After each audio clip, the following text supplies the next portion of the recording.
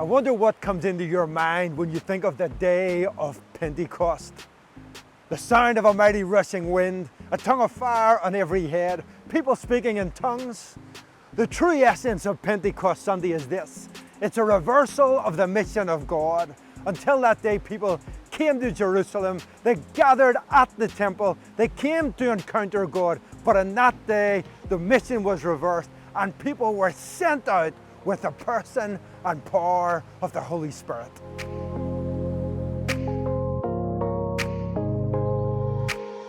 Pentecost is about being sent out in the person and power of the Holy Spirit. In November 1856, a missionary by the name of Mrs. Colville came from England to Ballymena in Northern Ireland. And she was praying for a sick lady, and a man named James McQuilkin overheard her prayers and her message of the gospel. He became convicted and started a prayer meeting with 3 friends right over my shoulder in this, which was once the old schoolhouse. Every Friday night for 1 year, they prayed in this building. On New Year's Day, the following year, they seen their first convert.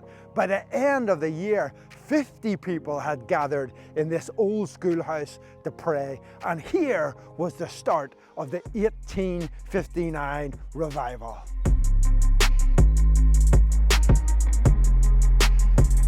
By March 1859, that old schoolhouse in Kells was too small for the Friday night prayer meetings. And the Reverend Buick of Second Huckle Presbyterian invited the men to his church. And it's from here that the revival exploded.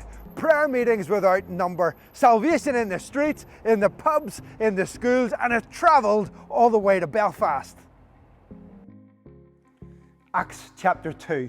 And when the day of Pentecost had fully come, and they were all gathered in one accord and in one place, suddenly a sound came from heaven as of a mighty rushing wind, and it filled the whole house where they were seated.